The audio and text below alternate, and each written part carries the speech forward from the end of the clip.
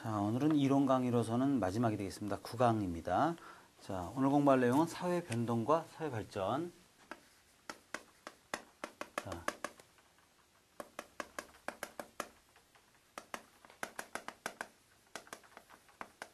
자, 사회 변동이 무엇인가에 관한 논의입니다. 우선 사회 변동이라는 개념을 얘기할 때 대립하는 것이 진화론과 순환론입니다.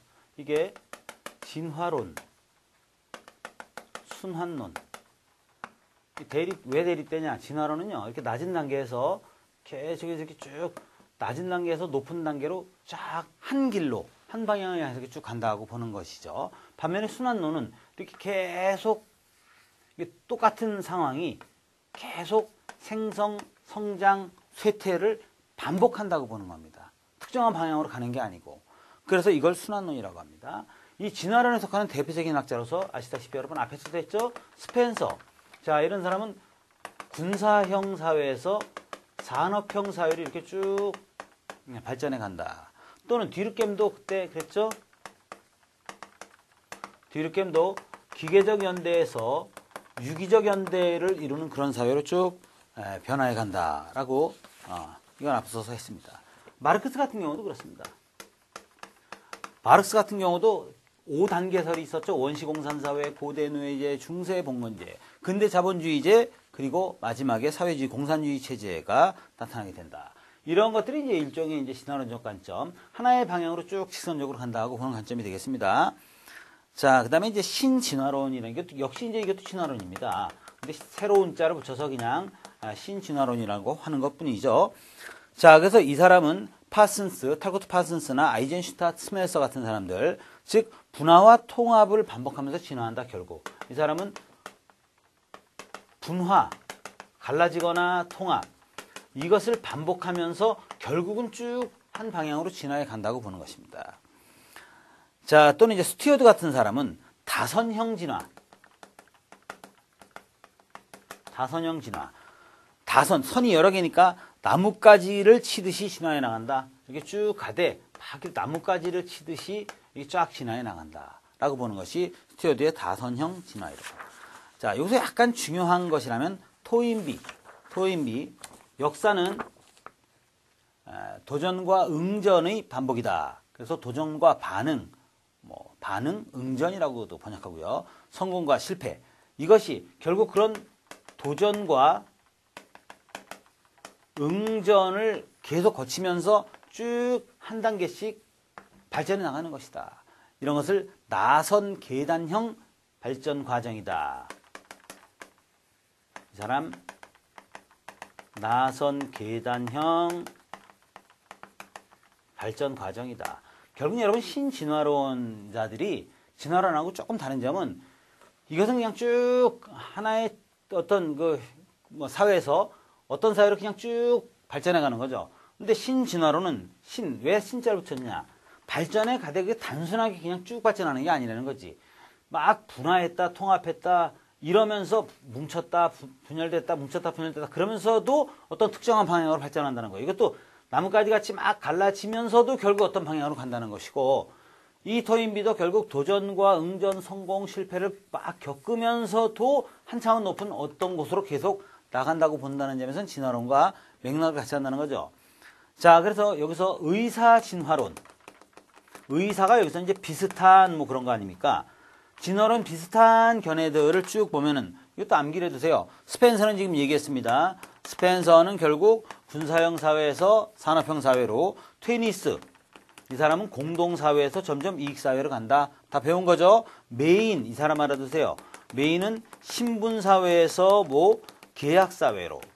이 사람이 중세에서 근대로 넘어가는 사회를 이런 식으로 표현했습니다. 신분이 지배하는 사회에서 계약이 지배하는 사회로 바뀐다. 뒤르겜은 기계적 유대에서 유기적 유대로 바뀐다. 뒤르겜까지. 그 다음에 베커라는 사람은 신성사회에서 세속사회. 베커가 신의 어떤 신성함, 신의 성스러움, 어떤 종교적인 그런 지배를 받던 사회에서 세속적인 가치를 중시하는 사회로 바뀐다. 이런 것도 이제 진화론 비슷한 입장이다라고 볼 수가 있는 겁니다. 어쨌든 진화론과 순환론은 이런 식으로 대비가 된다. 한 방향으로 가느냐, 특정한 방향 없이 계속 돌고 도느냐, 바로 이것은 일정한 방향이 있다, 여기는 없다는 겁니다. 그래서 순환론 같은 데서, 순환론에서는 일정 방향이었기 때문에 어떻게 해요, 여기? 자, 생성. 어떠한 문화나 사회든 생성이 되어서 발전했다가 그것이 결국은 쇠퇴하는데 이 과정이 계속 반복되나요? 계속 반복된다. 돌고 돈다. 이렇게 본다는 점에서 차이가 있습니다. 그래서 이제 여기에 해당하는 이븐 칼둔 같은 사람도 뭐 이슬람족의 문화를 그렇게 설명을 했고, 특히 이 사람 중요하잖아요. 소로킨. 자, 이 사람은 어떻게 얘기하느냐? 감각을 지향하는 그런 어떤 사회에서 관념, 이건 정신, 관념을 지향하는 사회로 이게 일로 발전했다가 다시 이게 또 일로 갔다가 계속 반복한다는 거야. 그러다도 이게 쭉 가다가 다시 일로 왔다가 이게 쭉 좀 가다가 다시 감각 중심으로 갔다가 이렇게 감각을 중시하고 관념을 중시하는 사회를 서로 왔다리 갔다리 하면서 계속 돌고 돈다라고 보기 때문에 이런 입장들은 순환론에 해당한다. 그렇게 보시면 되겠습니다. 자, 여러분 진화론과 순환론의 차이점을 아시겠죠? 가장 대표적으로 여러분이 이해하기 쉬운 것이 이제 기독교 같은 경우는 직선적 역사관이고, 불교 같은 경우는 윤회, 계속 돌고 돈다는 순환적 역사관입니다. 그래서 그렇게 이해하시면 되겠습니다. 자, 그 다음에 이제 파레토 같은 사람은 계속 순환론을 지금 얘기를 해야 되는데, 이 파레토 엘리트 이론으로 유명하죠. 이 사람은 이제 이 엘리트를 나눌 때 여우형 엘리트와 사자형 엘리트를 얘기를 하고 있습니다. 그래서 이 두 가지 유형의 엘리트가 계속 돌고 돈다. 그래서 소위 파레토는 엘리트 순환설, 요런 간교한 지도자, 그 다음에 막 그냥 막 힘으로 밀어붙이는 그런 지도자, 요런 지도자, 요게 나왔다, 요게 나왔다, 요게 나왔다, 요게 나왔다, 요러면서 계속해서 그 사회를 지배하는 엘리트들이 쭉 돌고 도는 것이다 라고 보는 것이 엘리트 얘기 나왔다 그럼 파레토라고 알아두십시오. 자, 그 다음에 슈팽글러라는 사람도 서구의 몰락이라는 책을 써서 굉장히 유명하죠. 자, 이 슈팽글러는 서구의 몰락, 이게 한때 굉장히 유명했죠. 서구 사회는 결국 몰락할 것이고 결국 그 동방으로 이렇게 우리 한국, 중국, 일본 이쪽으로 문명의 중심이 옮겨올 것이다. 여기서 보면은 이제 사람과 같이 역사도 어떤 사회도 문명도 유년기, 청소년기, 성숙기, 노년기, 사망기, 이 5단계를 계속 순환한다. 5단계를 순환한다. 로마가 처음에 유년기, 그래서 쫙 했다 결국 망하지 않느냐. 그런 역사는 계속 되풀이된다라고 보는 것이죠. 그래서 슈팽글러의 서구의 몰락에서 얘기하는 이런 입장도 결국 순환론이다. 그런데 이제 기본적으로 여러분이 사회 변동을 보는 관점에서 한 방향으로 가냐, 계속 돌고 도냐 하는 거 말고 또 이것은 많이 했었죠. 균형론, 이게 결국 기능론입니다. 이냐, 갈등론이냐, 이건 하도 많이 해가지고 계속해서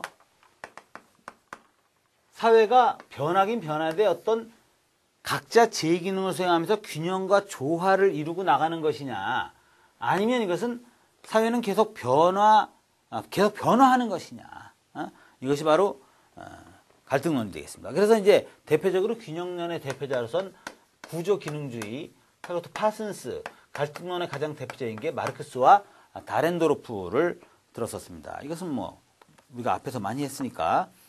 자, 그 다음에 코우저나 튜민 같은 사람들도 여기에 해당하고, 앞서 이 다렌도르프 말고 코우저나 튜민 같은 사람, 이런 사람들 전부 이제 갈등론이죠. 그래서 튜민은 기본적으로 구조기능주의를 비판한, 데이비스 이론을 비판한 사람이 튜민. 이런 사람들은 이제 갈등론에 해당한다. 그렇게 알아두시면 되겠습니다. 그 다음에 기술이냐 정신이냐로 또 나눌 수 있습니다. 사회변동. 과연 이 세상을 변화시키는 것은 기술이냐 정신이냐.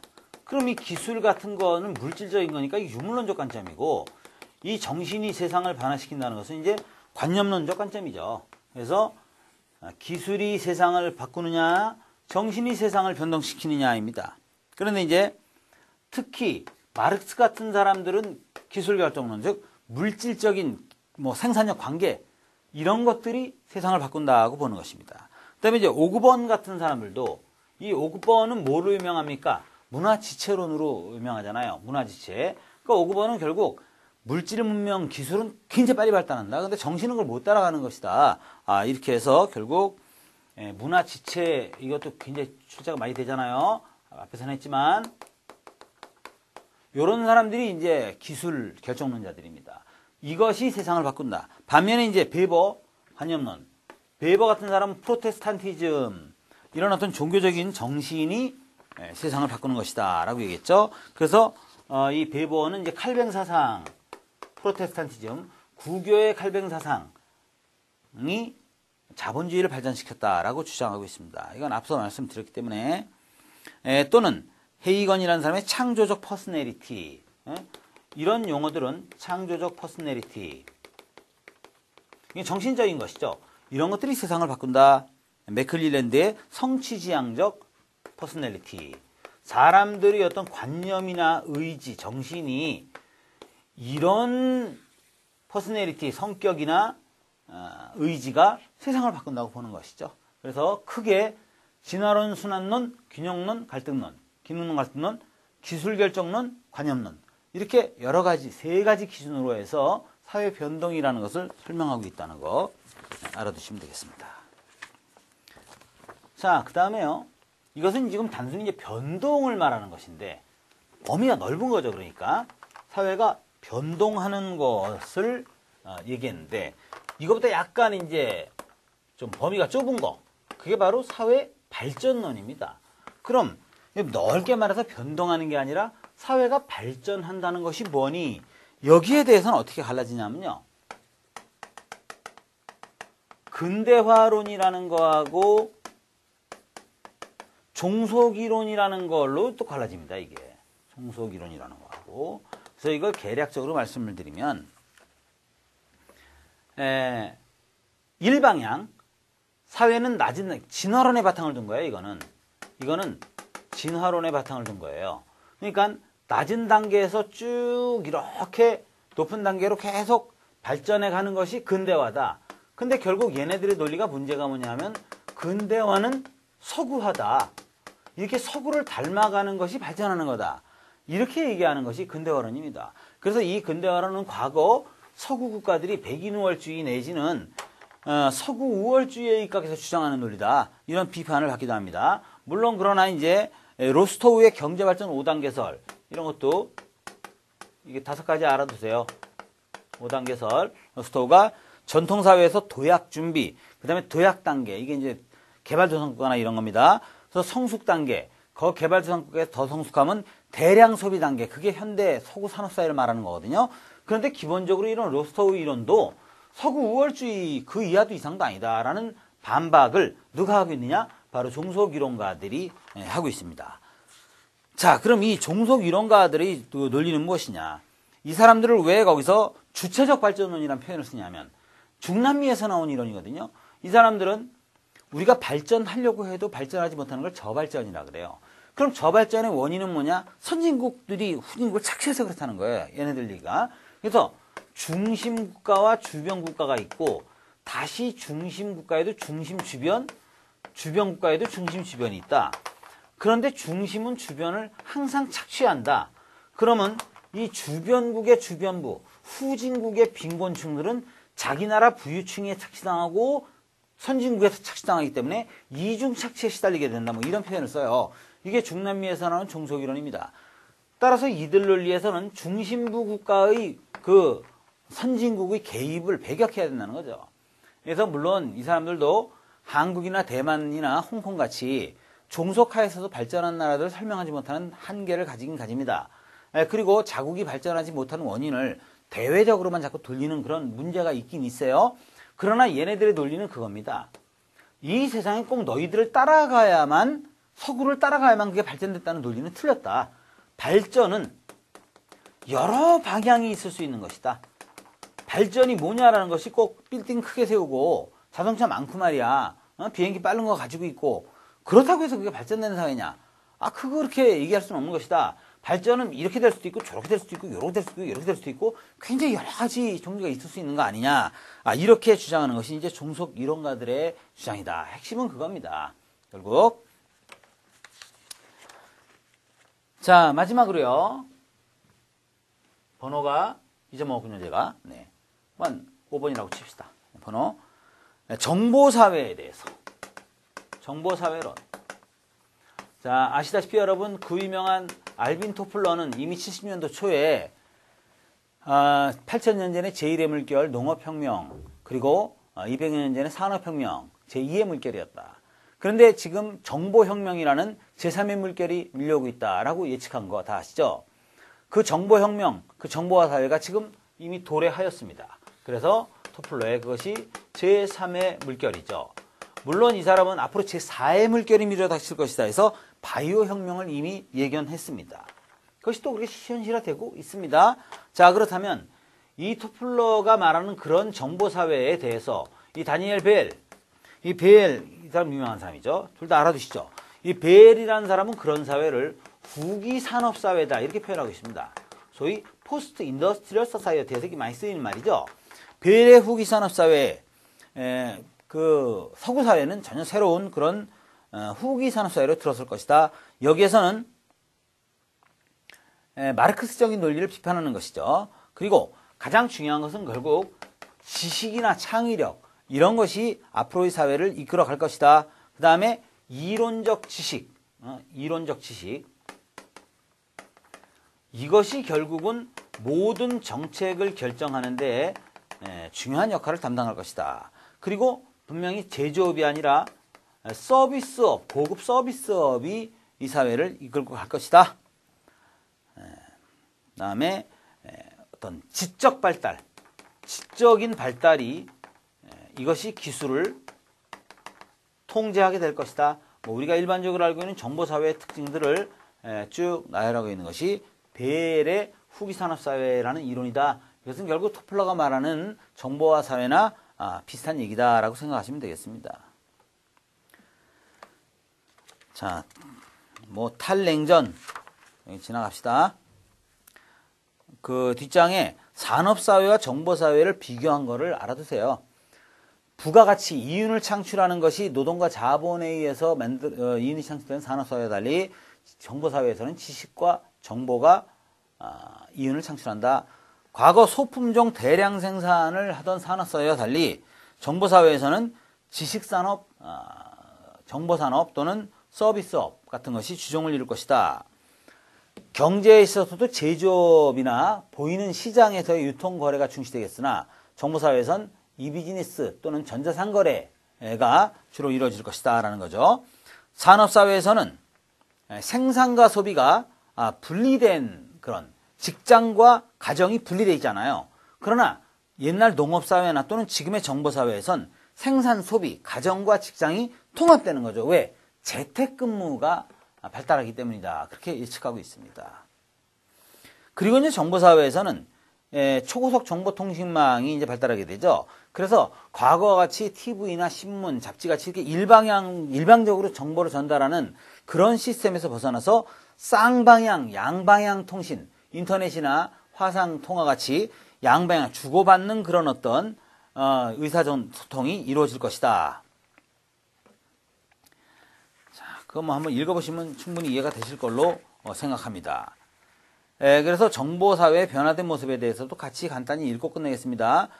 가상공동체, 전자공동체가 출현할 것이다.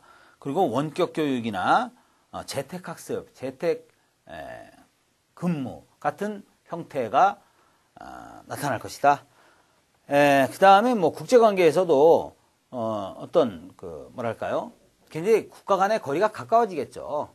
인터넷으로 연결돼가지고 또는 어떤 지적 재산권 같은 것을 놓고서 국가 간의 긴장이 치열해질 가능성이 높다라고 나와 있고요. 그 다음에 정보사회에서는 그 생산자와 그 소비자 사이에 직거래가 이루어지기 때문에 중간 유통업종, 중개업종들이 몰락할 것이다. 그렇게 보고 있습니다. 그 다음에 나머지는 다음에 말씀드렸던 것이고, 예를 들어서 펜옵티콘 같은 감옥, 전자 감옥, 우리가 CCTV나 어디서든 감시당하는 그런 사회가 될 수 있다라는 우려라든가 사생활 침해 우려가 제기되고 있기도 하고요. 마지막으로 재택근무로 해서 아까 말씀드렸던 생산, 즉 직장과 소비, 가정이 통합된 그런 사회가 실현될 것이다. 그런 것들이 이제 정보사회의 새로운 모습인데, 이거는 여러분이 읽어보셔도 특별하게 어려운 내용이 없기 때문에 여기서 마치도록 하겠습니다. 여러분 그동안 이론 강의 들으시느라고 수고 많으셨습니다.